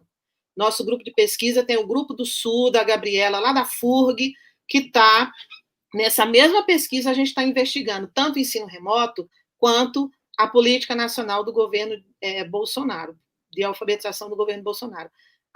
O grupo lá do Sul, dentre outros, está investigando, realizando o tempo de aprender, se inscreveram, estão acompanhando, e há professoras do nosso grupo aqui desses casos, a professora Patrícia, que começou a fazer o tempo de aprender, não aguentou e saiu. Por quê? Por que saiu? Porque tudo que tem lá não se refere à cultura escrita. Tudo que tem lá não se refere àquilo que a gente hoje, depois de tantas décadas pesquisando sobre a alfabetização, não se refere propriamente a essa perspectiva de alfabetização que estamos defendendo aqui junto a vocês, né? Portanto, o que tem lá é uma redução de uma alfabetização a um processo de aquisição de fonemas. Vejam aí, é para os meninos ficarem balbuciando fonemas e aprendendo a letra correspondente a eles, como se isso fosse ensinável. E aí as pesquisas do Arthur Moraes, lá da UFPE, mostram claramente que essa perspectiva, esse foco no fonema que tem a Política Nacional de Alfabetização é altamente furado, não tem sustentação científica. Portanto, o que eu estou dizendo para vocês aqui é que eu não recomendo que vocês façam na sala de aula, eu estou apenas, quer dizer, quem sou eu para não recomendar, né? Deixa eu colocar direito. Eu não faria, se eu estivesse na sala de aula, aquilo que está sendo proposto pelo tempo de aprender, em hipótese nenhuma. Primeiro, porque é uma redução do conceito de criança, redução do conceito de escrita, e uma redução sua, professor. Você está reduzido a uma marionete que vai ficar manipulando fonemas e dizendo para o aluno qual é o grafema lá na frente. Sua atividade como docente, sua função foi reduzida a isso neste programa Tempo de Aprender. Eu não tenho nenhum problema em falar isso, porque eu falo com base em análises. Eu não estou aqui falando de que discordo porque discordo. E não sou eu também só, não. Temos várias, inclusive tem a Associação Brasileira de Alfabetização, que eu queria não deixar de falar aqui hoje, aproveito para lembrar. A Associação Brasileira de Alfabetização escreveu um dossiê com 20 artigos E aí eu queria que vocês, se alguém puder colocar no chat, alguns dos nossos parceiros que podem estar acompanhando, o chat da Balf, escrever um dossiê do qual eu participei, várias pessoas que estão nessa pesquisa nacional participaram, escrevendo textos discutindo a política nacional de alfabetização do governo Bolsonaro. É isso. Ela vai na contramão de toda a ciência produzida no Brasil sobre a alfabetização nos últimos 40 anos.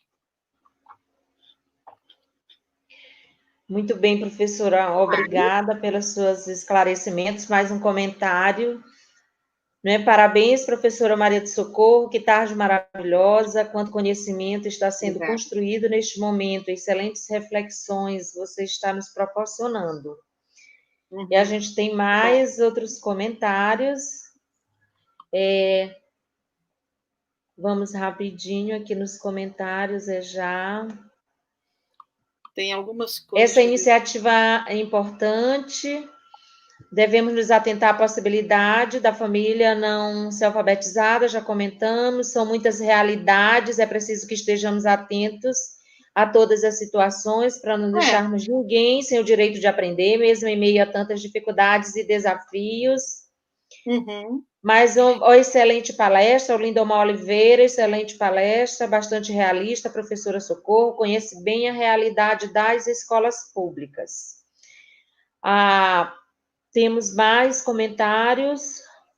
Tem uma pergunta: o que fazer com as crianças que não têm acesso à internet nem aparelho? Tentem fazer isso que a cidade de Araripe está fazendo. Abram as bibliotecas. Tentem fazer de alguma forma. Não sei como. Eu também não sei como, né, gente? Mas, assim, eu estou falando de uma experiência que está acontecendo. Isso pode fazer a diferença. Se o professor não pode ir à criança, que o livro vá até a criança.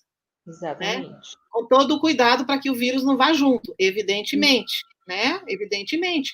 Mas é o que se pode fazer.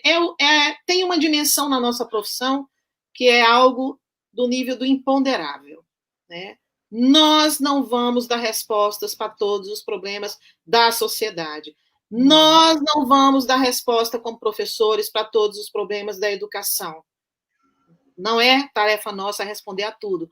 Mas o que a gente está vendo nessa pandemia é os professores se desdobrando para dar conta de manter algum vínculo com os seus alunos. Porque sabem que o vínculo com os alunos é definidor de como vai ser o que vai acontecer no pós-pandemia. Eles sabem disso. Se eu perco o vínculo com o meu aluno, eu perco muita coisa.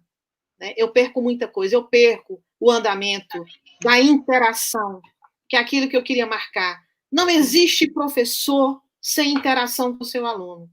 E também não existe escrita sem interação. Que vale uma escrita que ninguém lê? Que vale uma escrita que não tem ninguém esperando por ela? Que não foi recebida por ninguém? Escrita é, sobretudo, interação. E aí, a alfabetização também é isso. Porque o que é o objeto da alfabetização?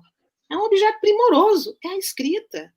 O professor alfabetizador precisa, e aí eu imagino que é isso que vai acontecer nesses outros webinários que vão acontecer nesse programa de formação bacana, que é isso, discutir a escrita, discutir a alfabetização, mas discutir o objeto da docência do alfabetizador é a escrita. E a escrita é essa coisa complexa, que eu gosto de chamar como ferramenta cultural. Ferramenta cultural, né? É isso que é a escrita. E não é fácil a gente aprender sobre ela, não, porque a gente usa ela no dia a dia, mas uma coisa é usar, outra coisa é pensar sobre ela. A formação de professores alfabetizadores precisa investir na reflexão sobre o que é a escrita e a cultura escrita que é gerada com esta ferramenta tão importante na história do Ocidente, a escrita alfabética. Exatamente, professora, e a senhora faz a gente lembrar, a nossa fala inicial nós colocamos isso, né, da escrita como um objeto cultural complexo, que lembra a professora Sueli Amaral Melo, que ela diz que a escrita é exatamente esse objeto cultural complexo. E o que nós queremos é que essa formação, que esse programa traga e faça com que as nossas crianças e as escolas e os nossos professores, eles protagonizem esse processo de ensino-aprendizagem dentro dessa cultura leitora e cultura escritora, ou seja, é o uso da escrita. Para isso, a gente está fazendo uma fala para os professores, nós precisamos, de fato, estudar bastante.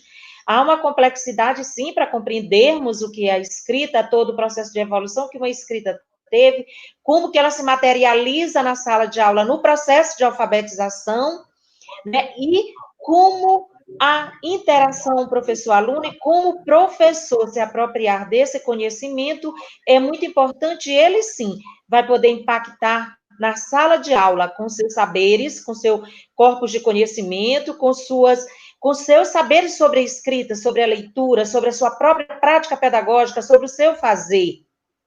E a gente compreende dessa forma também, né? Como, então, o que nós queremos, de fato, é que o programa que nós estamos iniciando hoje com a senhora, trazendo para a gente todos esses esclarecimentos e o que nós estamos planejando, organizando e a nossa perspectiva de trabalho é de criar essa cultura escrita e leitora na escola, porque ambas se complementam. Estão juntas, caminham juntas, não se dissociam.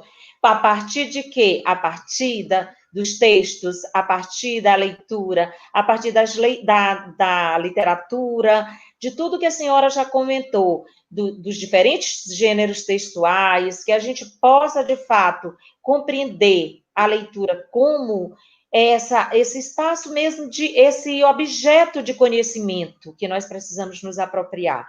E para isso, nós não poderemos realizar se nós não tivermos junto conosco os professores, porque os professores são protagonistas, eles dominam um espaço que é só deles. Eu digo que a sala de aula é território do professor.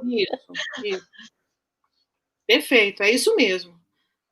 E aí, o professor, onde ele tem o domínio, onde ele comanda, e aí a senhora traz a PNA, Política Nacional de Alfabetização, como ela encaminha, e mais uma vez eu tenho que ser freireana, porque nós precisamos agir nessa contradição. Precisamos agir nessa contradição. Exato, está disponível, os professores ou as redes que aderiram estão fazendo, mas a questão é essa que você falou, Francisca, muito bem, quer dizer, e aí, o que eu faço na minha sala de aula? Eu vou jogar fora tudo que eu aprendi? Né? O professor sabe muito sobre o que funciona e o que não funciona. Sim. Sabe muito. Né? Se eles resolverem ensinar pelo método fônico, eles vão ver os alunos balbuciando fonemas e a leitura indo para o espaço. Portanto, eu confio muito no trabalho docente, na experiência docente, na intenção sempre clara do professor de contribuir com a formação dos seus alunos. Então, assim, não se trata de censurar propriamente, mas trata-se de agir na contradição, refletir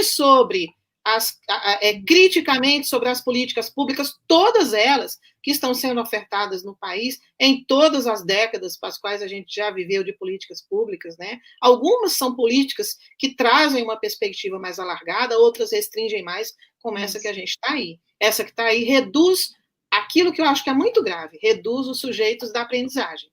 Reduz o professor e reduz o aluno. Exatamente. Sujeitos que são centrais no processo de aprendizagem ou de ensino e aprendizagem. Eu queria só, para marcar um pouco mais, a gente está dizendo que as crianças precisam se apropriar de uma cultura escrita, mas o professor também. Sim. Pensar sobre eu como professor, qual é a minha relação com a escrita? O que eu escrevo? E eu leio o quê? Será que eu leio só os planos de aula que eu faço? Que escrita está aí disponível e que eu tenho que ler? Algumas vezes leio porque quero, outras vezes porque sou obrigada. Que relação eu tenho com a literatura? Tem alguma literatura que faz parte da minha formação ou não? Eu ando lendo o que tá nos jornais? Né? Eu sei discernir uma fake news de uma notícia real? Todos esses são conhecimentos fundamentais do professor em geral, e eu queria marcar do professor alfabetizador. Por quê? Porque é ele que tem, digamos assim, uma tarefa fundamental, mediar a relação da criança com a escrita. E aí, ao longo da escolaridade, isso não deveria ser função apenas do professor de língua portuguesa. Nem pode. Por quê? Porque a escrita está em tudo. A escrita está desde a aula de física, a de matemática, até a todas as áreas. É um conhecimento que atravessa todas as áreas. Por isso ele é complexo, por isso ele é valioso, por isso ele é fundamental. Por isso nós, alfabetizadoras, né, precisamos, digamos assim, compreendê-lo na sua complexidade. Enquanto a gente pensar que escrita é o trabalho só com a sílaba, a gente está deixando de compreender o mais bonito do que é a escrita, que é a sua complexidade, que é também o seu lado de poder e de exclusão.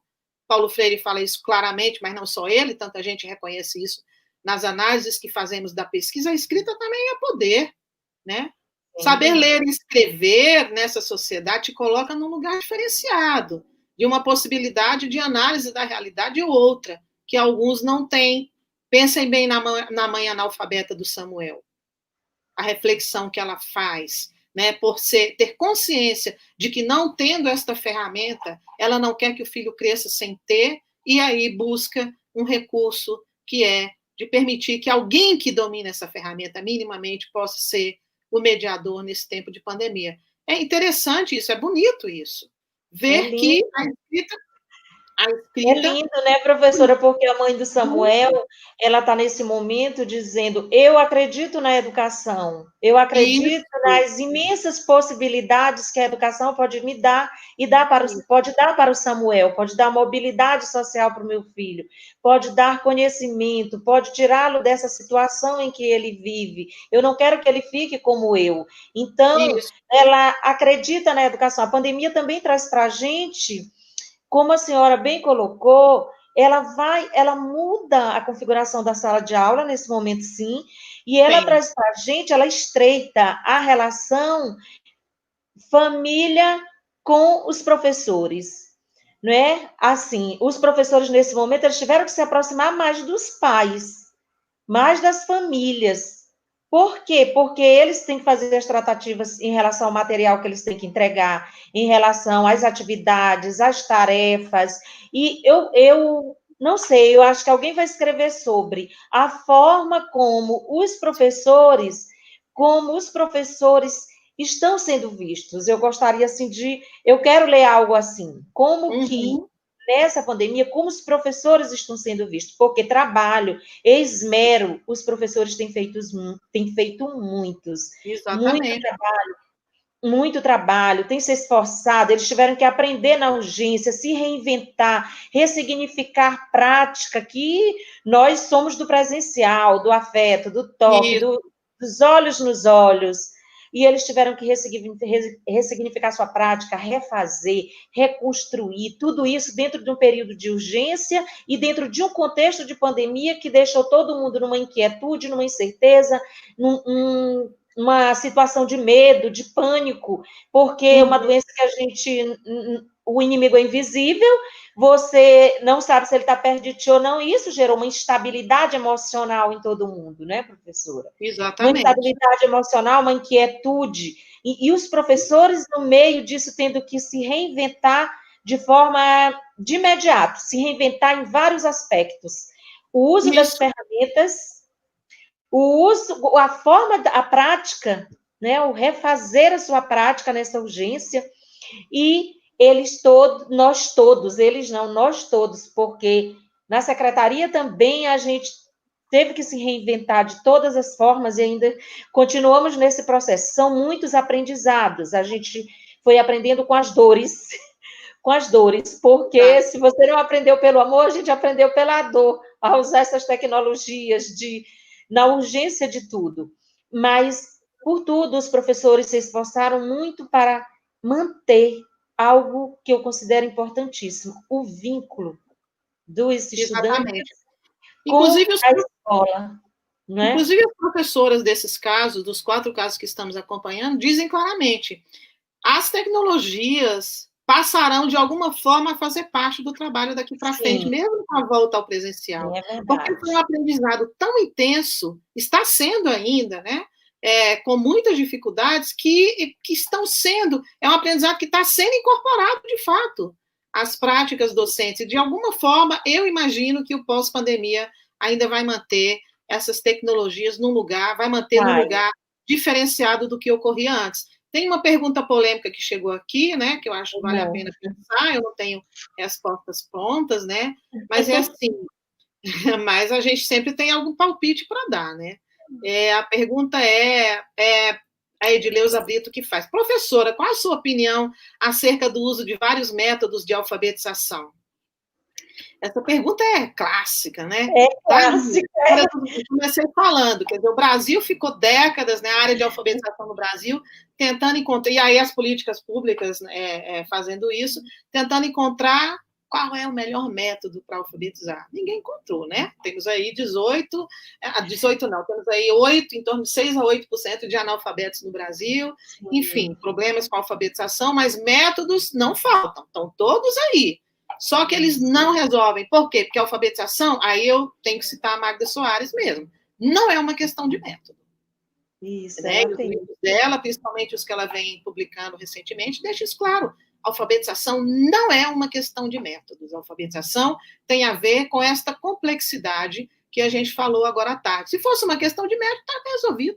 Estava resolvido. Vamos testando aí vários métodos, e esses métodos a gente vai controlando, vendo se eles estão dando algum resultado, mas não dá. Então, assim, a pergunta é, quem usa vários métodos? Na verdade, as nossas etnografias, aí eu estou falando do trabalho que a gente vem fazendo no GPALE, né? Agora mesmo tivemos uma defesa de Ana Carolina de Almeida, com a tese dela, e tantas outras dissertações, teses que estão sendo feitas sobre a sala de aula de alfabetização, que é, digamos assim, a principal pesquisa que embora eu pesquise outras áreas, como letramento acadêmico, universidade, internacionalização e letramento acadêmico, o grosso das nossas pesquisas são pesquisas etnográficas em turmas de alfabetização, muitas delas já publicadas em artigos, né? A minha própria pesquisa do doutorado, em 2004, foi o acompanhamento de 2 turmas de alfabetização em Belo Horizonte, pela via da interação, porque é isso que eu acho que é a chave para se entender a complexidade da alfabetização, é ir lá na interação e ver como as coisas estão acontecendo. Portanto, eu diria que a professora, ela constrói um saber sobre a alfabetização. Os que dizem que não usam método nenhum e não usam mais, não se inspiram mais em cartilhas nem nada, a gente, quando vai para a sala de aula, acaba vendo alguns resquícios, porque é um conhecimento que não é a cartilha que está sendo usada, é verdade, mas é um conhecimento sobre como abordar a sílaba, que eu posso até não concordar com ele, tá? Mas é um conhecimento que ele transfere da época que ele tinha uma cartilha para seguir, para uma prática nova que ele tenta construir, uma prática em que ele traz o texto de alguma forma. Acho que é inegável, as pesquisas qualitativas, especialmente essas que que a gente faz, a gente pode dizer com certeza que o texto hoje faz parte do processo de ensino numa turma de alfabetização. Está presente, né? Eu quero dizer isso, está presente. Agora, sim, como que está presente? É essa a tarefa nossa da formação de professores, porque a gente também tem que fazer uma meia-culpa. Eu acho que a universidade, de alguma forma, não conseguiu romper com essa dicotomia que chegou na cabeça dos docentes entre alfabetização e letramento, que, simplificando muito, entre o trabalho com o sistema e o trabalho com o texto, como se o texto fosse o responsável pelo letramento e o sistema de escrita a parte da alfabetização. Tudo que eu falei aqui hoje é para diluir isso. Não existe isso. O sistema de escrita é cultura. Faz parte da cultura como texto. São elementos integrados, indissociáveis. A gente só extrai elementos do sistema de escrita porque a gente tem que analisar com a criança. É claro que tem que analisar. Senão a criança não aprende, né? Não entende. Mas é sempre a partir de um elemento significativo, que é a língua viva, a língua do texto e no texto que é utilizado. Não naquele texto da girafa caiu do giral porque tem esse som, né? E tudo mais. Não aqueles textos acartilhados, como a gente está vendo aí na nova política de alfabetização, para ensinar a família silábica tal. Não estamos falando de família silábica, estamos falando de texto.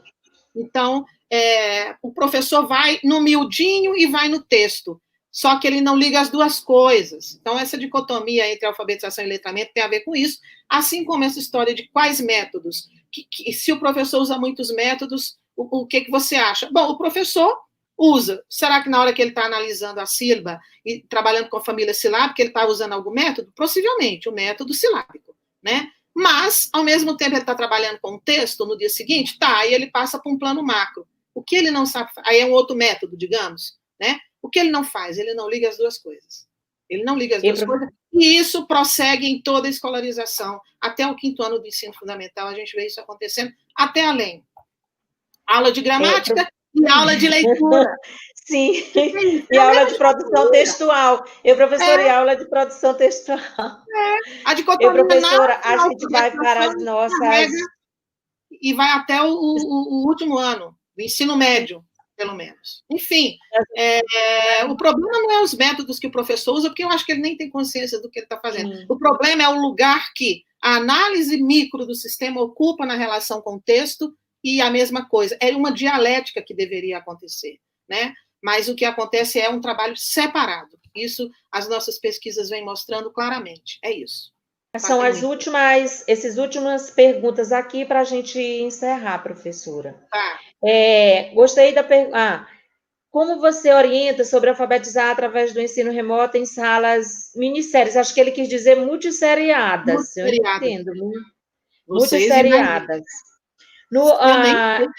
No povoado em que eu trabalho, as crianças não têm acesso à internet, que a pesquisa está mostrando, a sua pesquisa mostrou a questão da internet. Vamos lá uma vez ao mês deixar a atividade xerocada e o livro para eles resolverem. Aí tem um que pergunta como avaliar o ensino remoto, como avaliar a questão dos métodos, a senhora já falou, e eu penso que é isso, são nossas últimos vamos começar por essa última. Tem mais, mas vai estar encerrando nosso horário. Como avaliar o ensino remoto? Nem o professor que está trabalhando consegue avaliar. Pelas condições em que ele se dá. Por tudo isso que a gente falou aqui hoje, é muito difícil você dizer que a aprendizagem está acontecendo de forma efetiva, como a gente consegue dizer de alguma forma no ensino presencial. Né? Eu sei que as secretarias de educação, algumas estão utilizando determinados formulários para as crianças responderem a determinadas perguntas através de formulários, mas isso não diz muito, talvez, desse processo. Então, eu diria que é muito difícil a gente avaliar o ensino remoto, né? E que o que a gente tem são alguns elementos fragmentados de feedbacks que a gente tem, que o professor tem das mães, dos pais, e algumas atividades que os alunos fazem quando o professor encaminha e ele dá retorno. É esse o suporte que ele tem, mas ele não tem um elemento que eu acho que é fundamental no processo avaliativo, que é a interação real professor-aluno, que só o professor pode falar, porque ele acompanha cotidianamente, de uma forma presencial, e aí ele tem condição de emitir alguma opinião, algum conhecimento sobre o que ocorre. No ensino remoto é realmente muito complicado, muito difícil. Mas há tentativas aí de governos que acham que estão avaliando. Eu desconfio, porque os instrumentos são muito facilmente questionáveis, né? Qual foi a outra pergunta? A outra é... a senhora já falou até um pouco nos locais onde não há as crianças, porque a pesquisa, inclusive, mostrou isso, do acesso ao uso excessivo de celulares, mas a pessoa aqui, a pergunta é sobre os locais onde não há o acesso a celular, né? Onde a criança não tem esse acesso. Um desses lugares está sendo investigado na nossa pesquisa. Pois é, a senhora já falou. A alternativa que eu propus e que foi aceita é que os livros literários, assim também como os livros didáticos, estou me lembrando agora, fossem entregues às crianças, para que eles pudessem ter um mínimo de contato com a escrita a partir de algumas atividades, roteiros de atividades que poderiam ser, que são encaminhadas aos alunos. Não há o que fazer, não há o que fazer, além disso. Né? Fora disso, é muito difícil. Né? Bom, bem, professora, nós estamos caminhando, né, para o encerramento. Nós agradecemos imensamente a participação da senhora. Disse no início, repito, pela sua disponibilidade, que a gente fez descobertas. A senhora mora em Minas Gerais, mas é uma nordestina do Ceará. Agradecemos pela sua explanação, pelo seu brilhante discurso conosco para conversar com os professores do Maranhão. Eu aqui também fiquei aprendendo, porque gosto muito de ouvir, de aprender também, dentro desse processo de construção do conhecimento, e hoje foi uma tarde que também aprendi com a senhora, Eu agradeço imensamente, em nome da Secretaria de Estado da Educação, agradeço todos os participantes aqui conosco, né? E gostaria de passar a fala para a senhora fazer as suas considerações finais, viu? Dizer que eu acho que nós ainda nos encontraremos sim, tomara. Tá, e depois da senhora falei mais uma breve fala, mas agora eu quero que a senhora faça as considerações finais. Tá, não, vou rapidamente só, assim, dizer que o tempo passa e a gente não vê, que eu espero um dia poder encontrá-los pessoalmente, todos vocês, porque nada substitui o contato presencial mesmo. Se tem uma das coisas que a gente está aprendendo nessa pandemia é que, embora possamos estar conectados agora, talvez fosse difícil que vocês se deslocassem, eu também, mas, de fato, a energia mesmo é aquela de quando a gente se encontra, olha no olho, discute, vê a pessoa balançando a cabeça, discordando, ou então concordando, e que isso é parte do processo formativo. Isso. Se o que vocês estão vivendo agora é um processo formativo, de formação docente, nós hoje prescindimos disso, né? Não teve como acontecer essa interação presencial, e eu diria que, então, por mais que a gente faça, fica sempre faltando isso, mas eu fico muito feliz. Depois vou ler tudo que está lá no YouTube, né? Que não tem acesso aqui. Gosto de ler. Sou grata por terem ouvido e colocado questões, porque tudo que a gente quer quando fala é que haja réplicas, é que haja diálogo, e se há perguntas, se há comentários, sinal de que o diálogo se instaurou.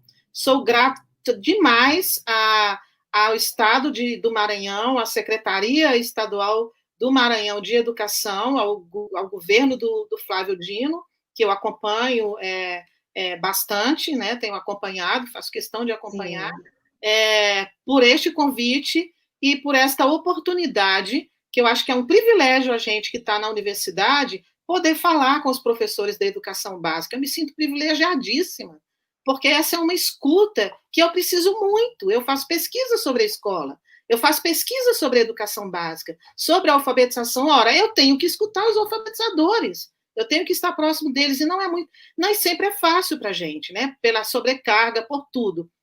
Muito grata, Francisca, por toda a sua acolhida, e toda a equipe também, a Márcia, grata também a Joelma e a Marise por terem me indicado, e espero que esse nosso encontro seja um encontro que, pelo menos no âmbito da nossa pesquisa, nós vamos continuar o trabalho com o Maranhão. Da Marise. Assim, eu acho que a senhora ainda vai falar dessa pesquisa para a gente, professora, dos resultados, né?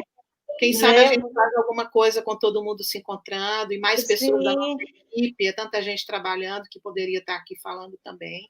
Muito obrigada pelas energias, e muito obrigada por tantos poetas maravilhosos, como Ferreira Goulart, também tantos outros que a gente conhece e que fazem parte da cultura literária maranhense, que eu, como poeta, acompanho e gosto muito.